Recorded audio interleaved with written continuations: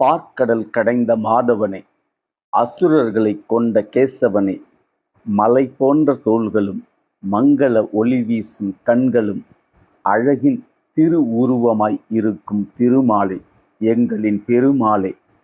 ஆயர்குலத்துச் சிறுமிகள் மார்கழி அதிகாலையில் குளிர் நீரில் நீராடி கோவிந்தனை நினைத்து பாவை நோன்பு ஏற்பதெல்லாம் பரந்தாமனின் பாதம் பற்றவே அன்றி பிறிதொன்றும் இல்லை.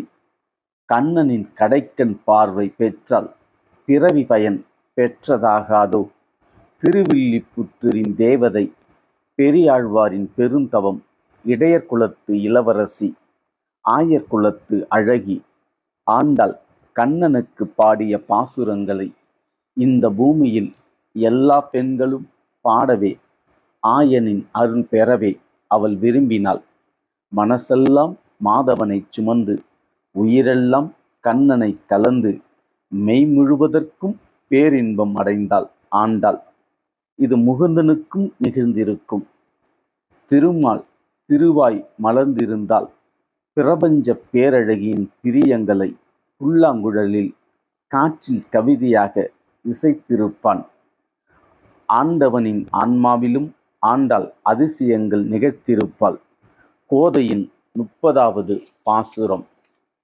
வங்கக்கடல் கடைந்த மாதவனை கேசவனை திங்கள் திருமுகத்து சேய் இழையாற் சென்று இறைஞ்சி அங்கப்பறை கொன்ற ஆற்றை அணி புதுவை பைங்கல மலர்தன் தெரியல் பட்டர்பிரான் கோதை சொன்ன சங்கத் தமிழ் மாலை 30ம் தப்பாமே.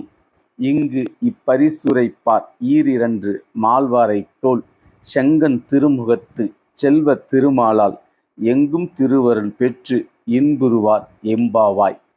மரக்கலன்கள் மிதக்கும் பார்க்கடலை கடைந்த மாதவனும் கேசி என்ற அசுரனை கொன்ற கேசவனும் ஆகிய கண்ணபிரானை, நிலவைப் போல் ஒளிரும் அழகு முகத்தையும் பொன் அணிகலன்களை அணிந்திருக்கும் ஆயச் சிறுமியர் சென்றடைந்து சிரமப்பட்டு தரிசித்து பாவை விரத பலன் பெற்றதை, ஸ்ரீவில்லிபுத்தூரில் பிறந்த குளிர்ந்த தாமரை போல் முகம் கொன்ற பெரியாழ்வாரின் பெண்ணான ஆண்டாள் தேன் தமிழில் 30 பாடல் பாடி பாமாலை தொடுத்திருக்கிறாள்.